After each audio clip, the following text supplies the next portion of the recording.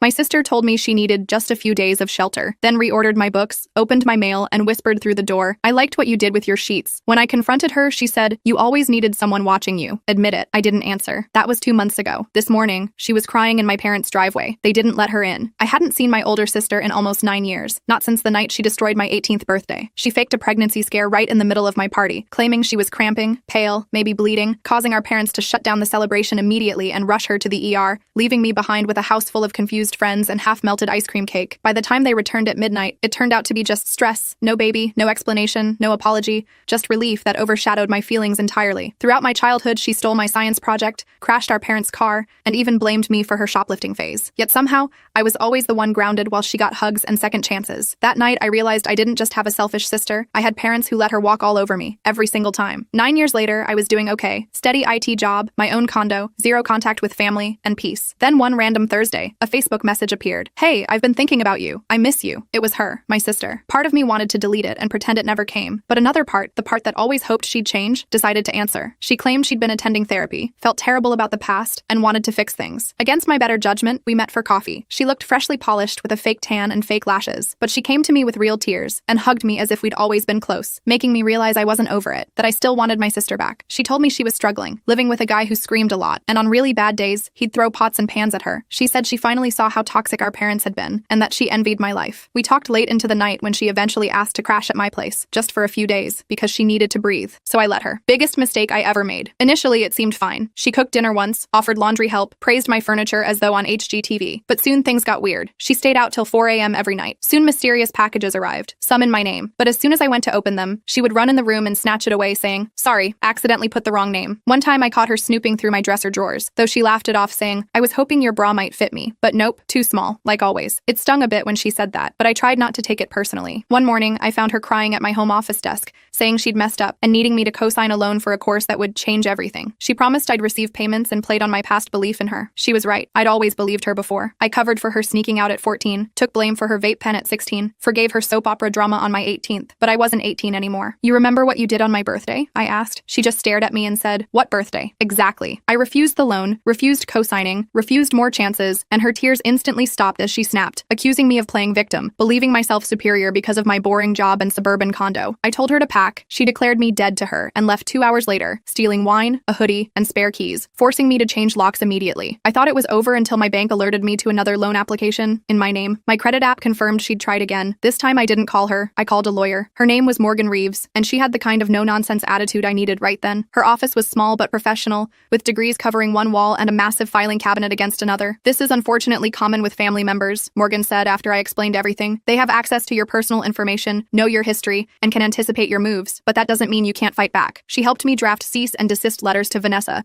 and even to Mark. We filed formal fraud alerts with all 3 credit bureaus and sent dispute letters to the credit card companies. Morgan also suggested I start recording all phone calls, legal in our state with one-party consent, and saving every text, email, and social media message. "Document everything," she emphasized, tapping her pen on her legal pad. "The more evidence we have, the stronger our case." I left her office feeling slightly better. At least I had a plan now. I decided it was time to go back to my condo. Tara offered to come with me, but I knew I needed to face this alone. My place felt different when I returned, like someone else had been living there. Nothing was obviously wrong, but small things seemed off. My coffee mugs were arranged differently in the cabinet. My books weren't in the same order on the shelf. The shower curtain was pulled closed when I always left it open to prevent mildew. I did a thorough check of every room, looking for hidden cameras or other signs of intrusion, but found nothing concrete. That night, I barely slept. Every creak and groan of the building had me sitting upright in bed, heart racing. Around 3 a.m., my phone pinged with a text message. It was from an unknown number. "Sweet dreams, sis. I like what you've done with your bedroom, especially those new sheets." I nearly threw up. She'd been in my apartment. She'd been in my bedroom. I turned on all the lights and checked every closet, under the bed, behind the shower curtain, anywhere someone could hide. No one was there, but that didn't calm my nerves. I pushed my dresser in front of the door and slept with a kitchen knife under my pillow. The next morning, I called a security company and had cameras installed at my front door and in my main living areas. It cost almost $800, but the peace of mind was worth it. I also added a door bar and new deadbolt. The locksmith, an older guy named Phil, gave me a sympathetic look when I explained it was my second lock change in 2 weeks. "Boyfriend trouble?" he asked as he worked on the door. "Sister trouble," I replied. He nodded knowingly. Family can be the worst. My brother-in-law cleaned out my garage once, took every power tool I owned. Somehow, that small moment of shared experience made me feel less alone. Other people had crazy family members too. I wasn't the only one dealing with this kind of betrayal. I went back to work the next day. The investigation into the anonymous email had cleared me completely, but I could still feel some colleagues watching me with suspicion. My boss, Dave, called me into his office to check in. "Everything okay at home?" he asked. "You seem seemed stressed lately. I considered telling him the whole story but decided against it. Office gossip was the last thing I needed. Just some family drama, I said vaguely. Nothing I can't handle. Well, if you need time off or anything, just let me know, he offered. I thanked him and went back to my desk, throwing myself into work as a distraction. Around lunchtime, I got a call from my bank. There had been an attempt to change my mailing address for all statements and correspondence. Thankfully, the bank's security protocols had flagged it as suspicious since the request came from a different state. Did you recently move to Florida? The bank representative asked. No, I said, my stomach dropping. I definitely did not. After hanging up, I called Morgan right away. She advised me to put fraud alerts on my accounts at the post office and with all utilities as well. She's trying to redirect your mail, Morgan explained. It's a common tactic in identity theft cases. They want to intercept bills and statements so you don't see the fraudulent charges. That evening, I checked my security camera footage from my phone. Nothing unusual appeared. No sign of Vanessa or anyone else trying to break in. I was just starting to relax when my doorbell rang. Through the peephole, I saw a delivery guy holding a large bouquet of flowers. I opened the door cautiously, chain still in place. I didn't order any flowers. Delivery for Sarah, he said, checking his clipboard. That you? I nodded and accepted the bouquet after signing for it. The flowers were beautiful, roses and lilies arranged artfully in an expensive-looking vase. The card simply read, I'm watching you, always. No signature, but I knew who they were from. I dropped the vase in the trash chute and washed my hands thoroughly,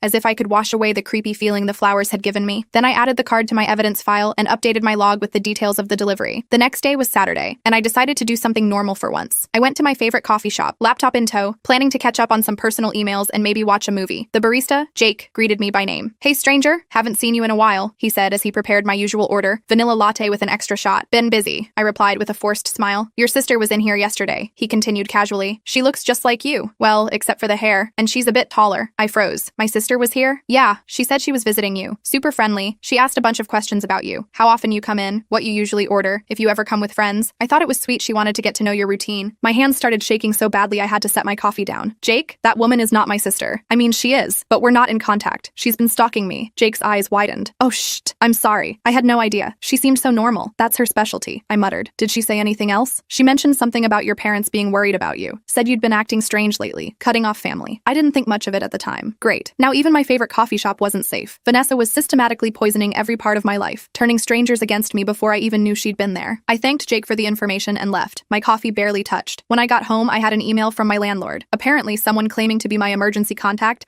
had called to report concerning behavior from my unit. Neighbors supposedly complained about screaming and crashing sounds late at night. The landlord was just checking in, but mentioned that continued disturbances could violate my lease terms. I called him immediately and explained the situation. He seemed understanding but warned me that he couldn't ignore legitimate noise complaints if they continued. Family drama is one thing, he said, but I have to consider all the tenants. That night, I got 3 pizza deliveries I never ordered, all COD with large tips added to the bill. I refused them all but felt terrible for the confused delivery drivers. Then around midnight, someone started pounding on my door, yelling my name. Through the security camera, I saw it was Mark, Vanessa's boyfriend. He was clearly hammered, swaying slightly as he continued banging. I know you're in there, he shouted. Open the door. We need to talk about what you did. I called the police, speaking quietly so he wouldn't hear me. While waiting for them to arrive, I recorded his behavior through the security app on my phone. He eventually gave up and left before the police arrived, but I showed them the footage. They took a report but said there wasn't much they could do since he hadn't actually threatened me verbally or managed to get inside. The next morning, I woke up to dozens of notifications on my phone. Someone had created fake profiles using my name and photos on several dating sites. The profiles described me as looking for no strings fun and included my real phone number and workplace. My inbox was flooded with crude messages from strangers. I spent hours contacting each site to report the fake profiles, but the damage was already done. I changed my phone number that day and emailed my new contact information to my boss, close friends, and important contacts. I also had to explain to HR why I was suddenly receiving inappropriate calls at work. The HR director, Patricia, was sympathetic but clearly uncomfortable with the whole situation. Perhaps you should consider a restraining order, she suggested,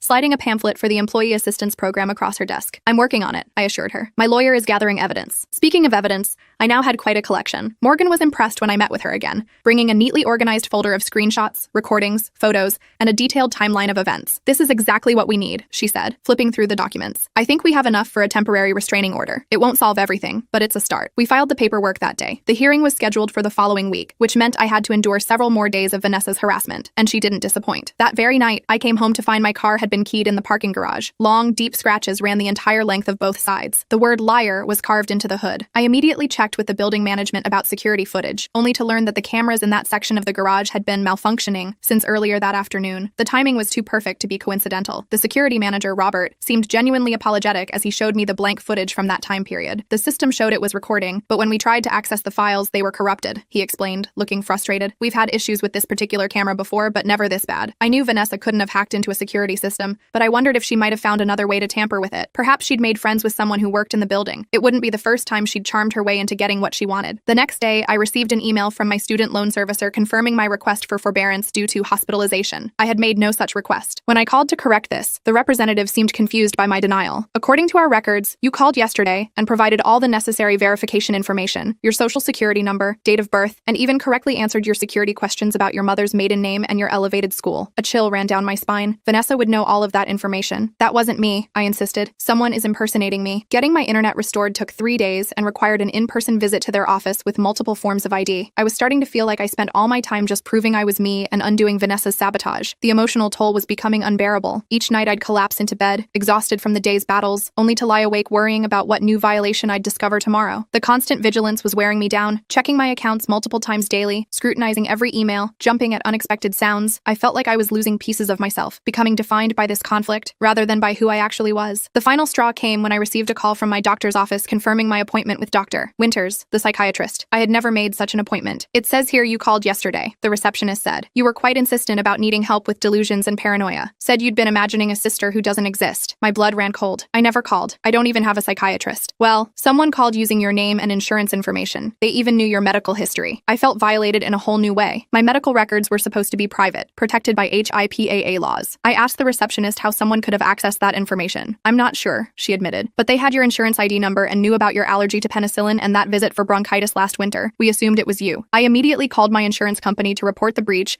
and then contacted my primary doctor's office to put a security alert on my file. They suggested I file a HIPAA complaint, which I did, though I knew it would take time to investigate. I also added this incident to my growing evidence file for the restraining order hearing. The day of the restraining order hearing finally arrived. I dressed professionally in a simple black skirt suit and low heels. Morgan met me at the courthouse, reviewing our strategy one last time. Stick to the facts, she advised. No emotional outbursts, no matter what she says or does. Judges want to see that you're reasonable and genuinely afraid, not angry or vindictive. I nodded, trying to calm my nerves. We waited in the hallway outside the courtroom, and that's when I saw her. Vanessa walked in with a man I assumed was her lawyer. She looked completely different from the last time I'd seen her. Gone was the flashy outfit and perfect makeup. Instead, she wore a modest navy dress with minimal jewelry and her hair pulled back in a simple ponytail. She looked like she was auditioning for the role of responsible young professional. Our eyes met briefly, and she gave me a small, sad smile, as if she were the wounded party. I looked away quickly, my heart pounding. Morgan squeezed my arm reassuringly. She's playing a role, Morgan whispered. Don't let it get to you. Inside the courtroom, I presented my evidence calmly and clearly. I explained the history of Vanessa's behavior, both recent and from our childhood. I showed the judge the credit card statements, the fake profiles, the threatening messages, and the police reports. My voice shook slightly at times, but I managed to get through it without breaking down. Then it was Vanessa's turn. She transformed before my eyes, her voice soft and trembling as she spoke. Your Honor, I'm heartbroken to be here today, she began. My sister has always had difficulties. Our parents worried about her tendency to exaggerate and create scenarios in her mind. When she cut off contact with our family 9 years ago, we respected her wishes, hoping she would get the help she needed. I gripped the edge of the table, forcing myself to remain silent as she continued weaving her lies. Recently, our parents asked me to check on her because they were concerned. I reached out and was initially encouraged by her response, but when I visited her, I noticed concerning behaviors. Her apartment was covered in strange notes. She seemed paranoid, accusing me of things I hadn't done. I tried to suggest she speak to someone, a professional, but that only made her more agitated. Vanessa dabbed at her eyes with a tissue. I believe she's created this elaborate story about me harassing her because she can't face her own issues.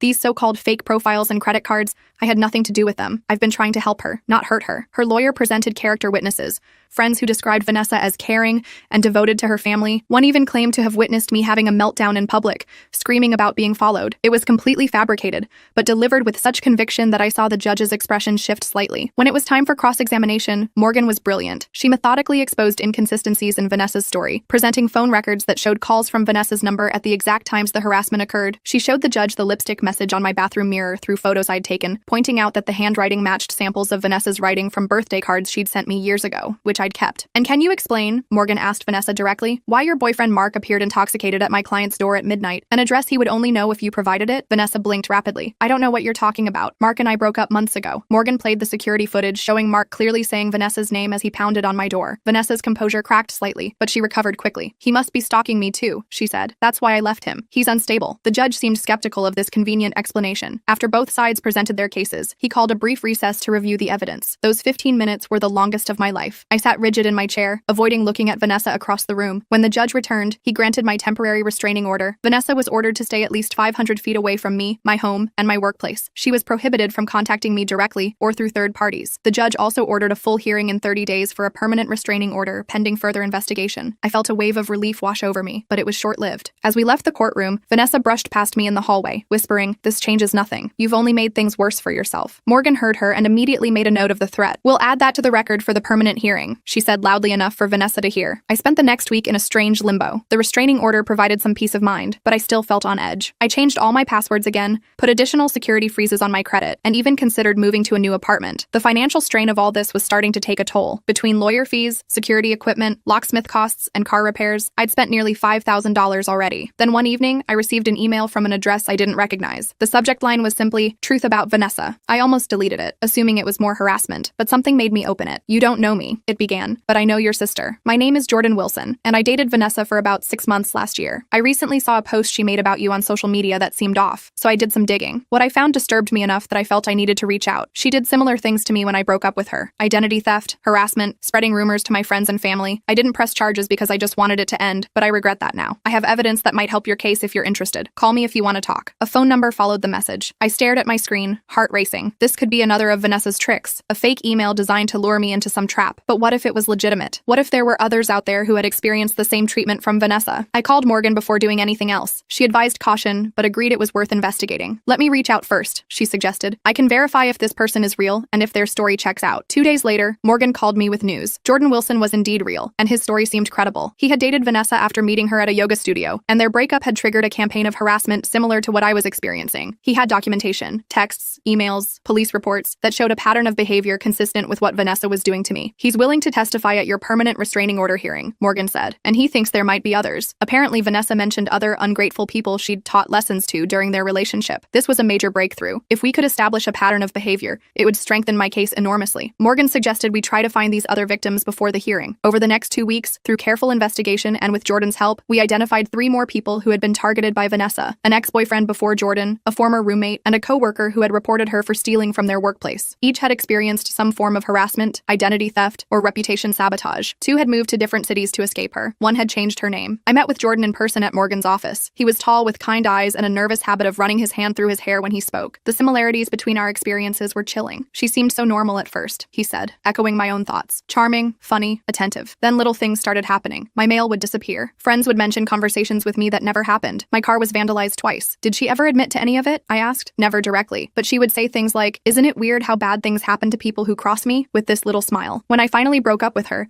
she looked me dead in the eye and said, 'You have no idea what's coming.' A chill ran down my spine. It was exactly the kind of thing Vanessa would say. With 4 witnesses willing to testify about similar experiences, Morgan was confident about our chances at the permanent restraining order hearing, but Vanessa wasn't done with me yet. 3 days before the hearing, I received a call from my parents. I almost didn't answer, but curiosity got the better of me. It had been 9 years since we'd spoken. "Sarah?" My mother's voice sounded older, more tentative than I remembered. "Is that you?" "Yes," I replied stiffly. "What do you want?" "We're worried about you, honey. Vanessa told us you've been having problems, that you're accusing her of terrible things." Of course she had gone to our parents. I should have expected it. "Did she tell you she stole my identity? That she's been stalking me and trying to ruin my life?" "She said you might say those things," my father cut in. His voice still had that dismissive tone I remembered so well. "She's shown us the restraining order. Do you know how much this is hurting her? She could lose her job over this." "Good," I snapped. "She should lose her job. She's a criminal." "Sarah, please," my mother pleaded. "We know you've always been sensitive about Vanessa getting attention, but this has gone too far. We want to help you." I laughed bitterly. "Now you want to help me? Where was this concern when she ruined my birthday? Or when she stole my science project? Or blamed me for her shoplifting? You never believed me then. Why would you start now?" "That's all in the past," my father said dismissively. "You need to drop this restraining order nonsense and come home. We can get you the help you need." "I don't need help," I said firmly. "I need you to finally see Vanessa for who she really is. But I know that's never going to happen. Don't call me again." I hung up, hands shaking with anger and old pain. Some things never changed. Even after 9 years, they still took her side without question. I added the call to my evidence log, noting the date, time, and what was said. At this point, documenting everything was second nature. The day before the hearing, I received a large envelope at work. Inside was a formal-looking document titled Petition for Involuntary Psychiatric Commitment, with my name on it. It wasn't official, just a template printed from some legal website, but seeing my name on such a document sent a wave of panic through me. Attached was a note that simply read, "Tomorrow's just the beginning. I always win." I called Morgan immediately. She assured me that Vanessa couldn't actually have me committed without substantial evidence and multiple medical opinions, but but the threat itself was significant. Bring it to the hearing, she advised. It's another example of harassment and intimidation. That night, I barely slept. Every noise made me jump, convinced Vanessa had found some way past the restraining order. I checked and rechecked my door locks, windows, and security cameras. Around 3 a.m., I received a text from an unknown number. Looking forward to seeing you tomorrow, sis. Hope you're ready for what comes next. I added it to my evidence file without responding. The hearing was at 9 a.m., just a few more hours, and maybe this nightmare would finally start to end. The courthouse was busier than it had been for the temporary order hearing. Morgan met me at the entrance, looking confident in a sharp blue suit. We have a strong case, she assured me. Just stay calm and stick to the facts, like before. Inside, I was surprised to see not just Jordan, but all 3 of the other victims we'd identified. They sat together in the gallery, a united front against Vanessa's manipulation. Jordan gave me a small nod of encouragement. Vanessa arrived with both a lawyer and our parents. Seeing my mother and father after so many years was jarring. They looked older, of course. My father's hair now completely gray, my mother's face more lined. They didn't look at me as they took their seats behind Vanessa. The hearing began with my testimony. I presented the new evidence of harassment that had occurred since the temporary order, including the commitment form threat and the call from my parents. Morgan then called Jordan and the other victims one by one. Each told their story calmly and clearly, describing the pattern of behavior that matched my experience exactly. The judge listened attentively, occasionally glancing at Vanessa as the testimonies built a damning picture. When it was Vanessa's turn, she had clearly prepared. She appeared with medical records claiming I had a history of paranoid delusions. The records looked authentic at first glance,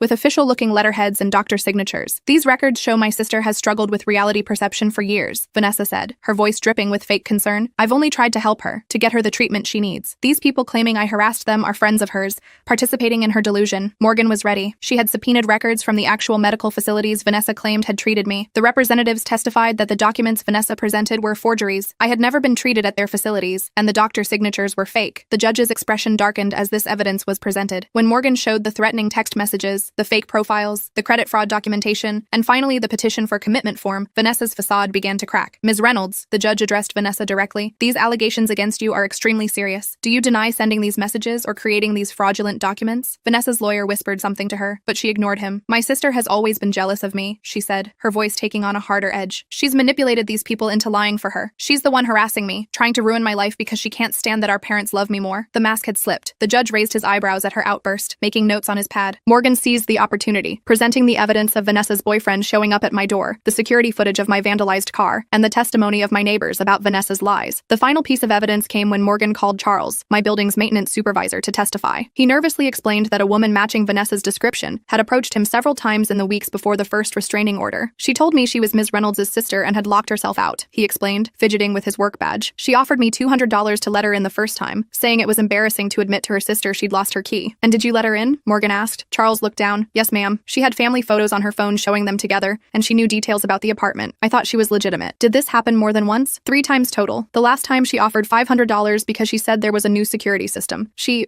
told me her sister was having mental problems and sometimes changed the locks when she got paranoid. The judge's expression grew increasingly severe as Charles described how Vanessa had manipulated him to gain access to my apartment multiple times, explaining the mysterious changes I'd noticed and how she'd been able to bypass my security measures. Vanessa's composure completely collapsed. She deserves everything I did to her, she shouted suddenly. She abandoned our family. She thinks she's so perfect with her condo and her job and her friends. She needed to learn what it feels like to lose everything. The courtroom fell silent. Even Vanessa seemed shocked by her own admission. Her lawyer put his head in his hands. Our parents looked stunned, finally hearing the truth from their favorite daughter's own mouth. The judge didn't need to deliberate long. He granted the permanent restraining order, effective immediately for 3 years with the possibility of extension. Additionally, he referred the case to the district attorney's office for potential criminal charges related to identity theft, forgery of medical documents, and harassment. Ms. Reynolds, he addressed Vanessa sternly, I strongly suggest you seek professional help. This vindictive behavior is deeply troubling and, as you've now publicly admitted, deliberate and premeditated. This court has a zero-tolerance policy for the kind of harassment you've inflicted. As we left the courtroom, Jordan and the other victims surrounded me like a protective shield. My parents stood awkwardly in the hallway, looking like they wanted to approach but didn't know how. I walked past them without a word, 9 years too late for that conversation. Outside the courthouse, I finally felt like I could breathe again. It wasn't over. There would likely be criminal proceedings, and I still had the mess of my credit to clean up. But for the first time in weeks, I felt a glimmer of hope. Thank you, I said to Jordan and the others. I don't know if I could have done this without you. Jordan smiled. When I got away from her, I promised myself I'd help anyone else she targeted. I just wish I'd known about you sooner. As we stood there talking, I noticed Vanessa exit the courthouse with our parents. She looked directly at me, her expression cold and calculating even now. The restraining order meant she couldn't approach me, but the look in her eyes told me this wasn't truly over. She might be legally required to stay away, but someone like Vanessa always found ways around the rules. Morgan joined us, looking seeming pleased with the outcome. "This is a significant win," she said, "but stay vigilant. People like your sister don't give up easily." I nodded, watching as Vanessa got into our parents' car and drove away. I knew Morgan was right. The restraining order was just a piece of paper. It wouldn't magically protect me from everything Vanessa might try next. But for the first time since this all began, I wasn't facing her alone. I had allies now. People who believed me, who had experienced the same manipulation and survived. That night, I returned to my condo with a new security system being installed the next day,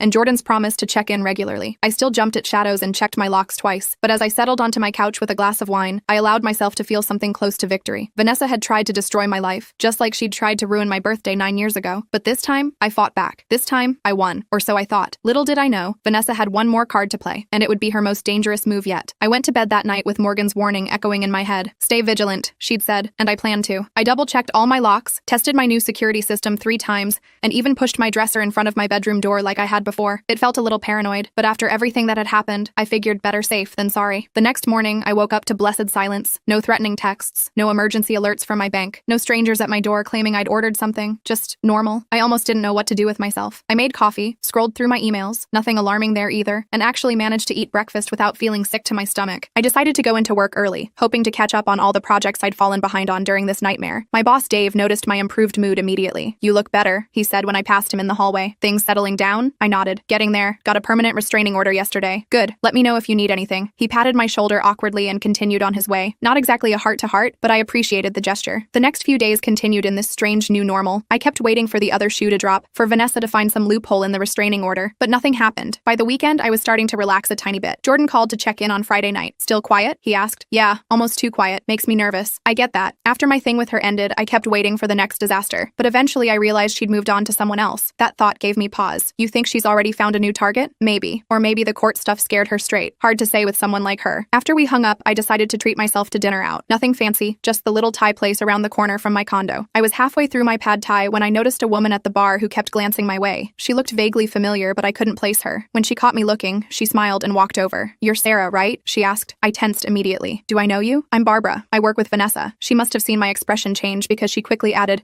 "Don't worry, I'm not here on her behalf. Actually, the opposite." Against my better judgment, I let her join me. Barbara explained that she was an administrative assistant at the same insurance company where Vanessa worked. She'd overheard Vanessa on the phone several times, making what sounded like threatening calls. At first, I thought it was just client stuff, you know? Insurance can get heated. But then I heard her mention your name and she sounded scary, not like the person I thought I knew. "Why are you telling me this?" I asked, pushing my food away. My appetite had vanished. "Because yesterday she got fired. They found out she'd been using company resources to access people's personal information. Not just yours, lots of people. And now she's telling everyone it's your fault." My stomach dropped. "Great. I thought you should know. She's really angry. Like, scary angry." I thanked Barbara for the warning and asked for my check. So much for my relaxing dinner out. On the walk home, I kept looking over my shoulder, half expecting to see Vanessa lurking in the shadows. I called Morgan as soon as I got inside. "This is concerning, but not surprising," she said after I explained. "People like your sister often escalate when they face consequences. The good news is that if she violates the restraining order, we can have her arrested immediately. And if she finds ways around it," I asked, "document everything, like before. And maybe consider staying with a friend for a few days, just until things settle down." I called Tara, but she was out of town visiting her parents. I thought about calling Jordan, but that felt weird. We weren't really friends yet, just people united by a common enemy. In the end, I decided to stay put. My security system was good, and I had the police on speed dial. That night, I dreamed about Vanessa. We were kids again, playing in our backyard. She was pushing me on the swing, higher and higher, until I was terrified I would flip over the top. I begged her to stop, but she just pushed harder, laughing. I woke up in a cold sweat at 3 a.m. and couldn't get back to sleep. The next day was Sunday. I tried to distract myself with chores and Netflix, but I kept thinking about what Barbara had said. Vanessa blamed me for getting her fired. In her twisted mind, this was all my fault. I wondered if she'd go to our parents for help again, or if even they had finally seen through her act. Around noon, my phone rang with an unknown number. I almost didn't answer, but something told me I should. "Hello? Sarah? It's Dad." I nearly hung up. "What do you want?" He sighed heavily. "I owe you an apology. A big one. Your mother and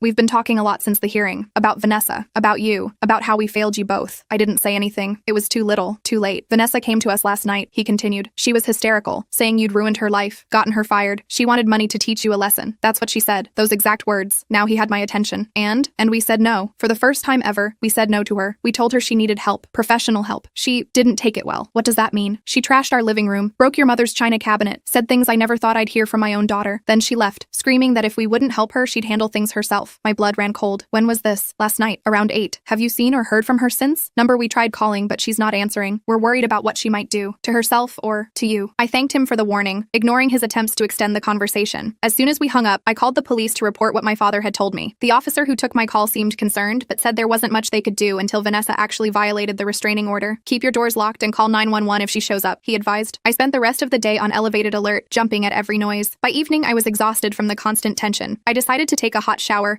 hoping it would help me relax enough to sleep. As the bathroom filled with steam, I thought I heard something in the living room. A soft thud, like something being set down. I turned off the water and listened hard. Nothing. You're being paranoid, I muttered to myself, wrapping a towel around my body. But just to be safe, I grabbed my phone before opening the bathroom door. The apartment was dark except for the small lamp I'd left on in the living room. Everything looked normal, no sign of intrusion. I was about to head to my bedroom when I noticed something on my kitchen counter that hadn't been there before. A small gift box with a red bow. My heart started racing. I definitely hadn't left that there. I backed away slowly, fumbling with my phone to call 911. Before I could hit dial, a voice came from the darkened corner of my living room. Aren't you going to open it? I picked it out special for you. Vanessa stepped into the dim light, smiling that familiar cold smile. She was holding something in her hand, a small canister that looked like pepper spray. How did you get in here? I demanded, trying to keep my voice steady. She laughed. You really should vet your security companies better. Your new installer Richard was quite helpful after I showed him some family photos and slipped him $500. I glanced at my front door. It was still closed and locked. She must have come in through the balcony somehow. You need to leave, I said firmly. You're violating the restraining order. The police are already on their way. A lie, but she didn't need to know that. No, they're not. But that's okay. We won't need much time. She gestured to the box. Open it. No. Her smile faded. Always so difficult. Fine. I'll tell you what it is. It's a thumb drive, with evidence that you've been the one stalking me all along. Faked texts from my number to yours. Emails where you threaten yourself pretending to be me. Even a lovely little diary where you detail your plans to frame me because you've always been jealous. That's insane. No one would believe that. People believe what they want to believe, sis. Our parents believed me for years, didn't they? Until you turned them against me too. Her voice hardened on the last words. I tightened my grip on my phone. Is that what this is about? Mom and Dad finally seeing through your act? This is about you ruining my life, she snapped. I lost my job because of you, my boyfriend, my apartment, everything. You did that yourself, I said, by breaking the law, by harassing me and who knows how many others. She took a step closer, raising the canister. Always so self-righteous. You know what this is? It's not pepper spray. It's a sedative, strong enough to knock you out in seconds. And when you wake up, you'll be in a very compromising position with enough evidence to suggest you attacked me, violated your own restraining order. My mind raced. The bathroom window was too small to escape through. The front door was behind her. The balcony was my only option, but I'd have to get past her first. Vanessa, think about what you're doing, I said, trying to buy time. You're only making things worse for yourself. Things can't get worse, she shouted. You've taken everything from me. I noticed her hand shaking slightly. Despite her bravado, she was nervous. I remembered what Jordan had said about her, that she relied on manipulation, not confrontation, that she backed down when directly challenged. No, I said firmly. I protected myself from you. There's a difference, and I'll keep protecting myself. I raised my phone so she could see the screen. I'd managed to open my security app while we were talking. The camera feed showed both of us clearly, and a small red dot indicated it was recording. You're on camera right now, I told her, breaking into my home, threatening me. All being uploaded to the cloud where my lawyer can access it. Her eyes widened slightly. You're bluffing. Try me. Or better yet, look up. I pointed to the small camera in the corner of my ceiling, its red light blinking steadily. For a moment, she looked uncertain. Then her expression hardened again. Doesn't matter. It'll be your word against mine once I'm done with you. She lunged forward, aiming the canister at my face. I ducked and shoved her as hard as I could,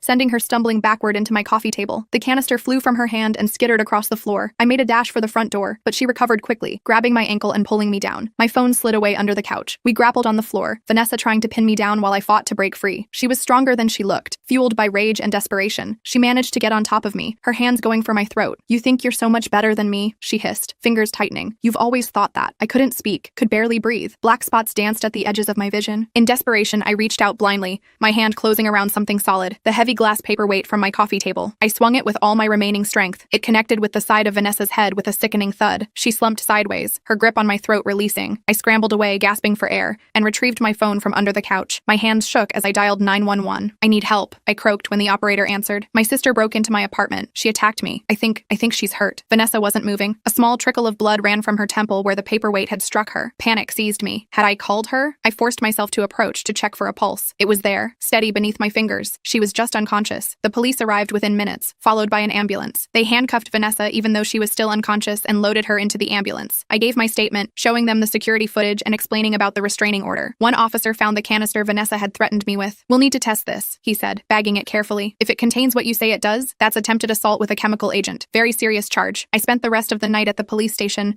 giving a formal statement and filing additional charges. By morning, I was exhausted, but relieved. Vanessa was in the hospital under police guard, facing multiple felony charges. The restraining order violation alone would likely mean jail time. Morgan arrived at the station around 8 a.m., looking concerned but professional as always. Are you all right? She asked, examining the bruises forming on my neck. I will be, I said. Is it over? Really over this time? I think so. Breaking and entering, assault, restraining order violation, possession of a controlled substance with intent to harm. She's looking at serious time. And with her history now documented through our previous case, no judge is going to be lenient. I felt tears forming, the emotional weight of everything finally hitting me. I just wanted her to leave me alone. I never wanted any of this. Morgan squeezed my shoulder. I know, but you protected yourself. You did everything right. The next few weeks passed in a blur of legal proceedings. Vanessa was charged with multiple felonies and held without bail due to being a flight risk. The canister had indeed contained a powerful sedative, stolen from a veterinary clinic where one of her friends worked. The thumb drive she'd brought contained exactly what she described, fabricated evidence meant to frame me. My parents tried to contact me several times. I ignored most of their calls, but eventually agreed to meet them for coffee. It was awkward and painful. 9 years of hurt and misunderstanding sitting between us like a wall. We failed you, my mother said simply. We let Vanessa manipulate us for years, and we failed to protect you. I don't expect forgiveness, but I want you to know we understand that now. It took a court case and criminal charges for you to see it, I pointed out. My father nodded sadly. We were blind, willfully blind, and I'm so sorry for that. I didn't promise forgiveness or a renewed relationship. Some wounds were too deep for simple solutions, but I did agree to think about it, to leave the door open a crack for possible reconciliation someday. Jordan called regularly to check on me, and we eventually started meeting for coffee or movies. Nothing romantic, just the comfort of someone who truly understood what I'd been through. Tara remained my rock, helping me redecorate my condo to make it feel like mine again after Vanessa's invasion. 3 months after the attack, Vanessa accepted a plea deal. 5 years in prison with mandatory psychiatric treatment. I attended the sentencing hearing, sitting in the back of the courtroom. She looked small in her orange jumpsuit, her fake tan faded and her roots showing. When given a chance to speak, she offered no apology, just a blank stare in my direction. As they led her away, I felt no satisfaction, no sense of victory, just relief that it was finally, truly over. I still jump sometimes when my doorbell rings unexpectedly. I still check my credit report weekly and keep my security system armed at all times. Some habits are hard to break after what I've been through, but the constant fear is fading, replaced by a cautious optimism about the future. Last week, I ran into Barbara, the woman from Vanessa's office at the grocery store. She smiled and asked how I was doing. Better, I told her honestly. Getting there. I'm glad, she said. You know, after everything happened, a bunch of us from the office looked into those client files Vanessa had accessed. We found 5 other people she'd been harassing. The company reached out to all of them. I think you started something important, helping people realize they weren't alone in what she did to them. That conversation stayed with me. The idea that by standing up to Vanessa, I might have helped others escape her manipulation felt like the first truly positive thing to come out of this nightmare. Yesterday, I finally took down the extra security cameras in my living room. I still have the main system, of course, but I no longer feel the need to record every moment of my life. I'm sleeping through the night more often than not. I've even started dating again. Nothing serious, just dinner with a guy from my building who always said hello in the elevator. Jordan says healing isn't linear, that there will be good days and bad days. He's right. Some mornings I wake up angry about everything Vanessa took from me, my sense of safety, my trust in others, years of potential relationship with my parents. Other days I feel stronger for having survived it all, for having fought back and won. The district attorney called last week to let me know Vanessa had been denied her first appeal. She'll serve her full sentence with no early release due to the violent nature of her crime. I thanked him for the update and then deleted his number from my phone. I don't need to track her movements anymore. I don't need to wonder where she is or what she's planning. For the first time in months, maybe years, I'm focusing on my own life, not looking over my shoulder. I'm planning a vacation. I'm considering a new job offer. I'm thinking about getting a cat. 9 years ago, Vanessa ruined my birthday, and I walked away from my family. I spent nearly a decade building a life without them, only to have Vanessa try to destroy that too. But she failed. In the end, her obsession with hurting me hurt her far more. I still have my condo, my job, my friends, my freedom, and now I have something else too. The absolute certainty that I can handle whatever comes next. Because if I could survive Vanessa at her worst, I can survive anything.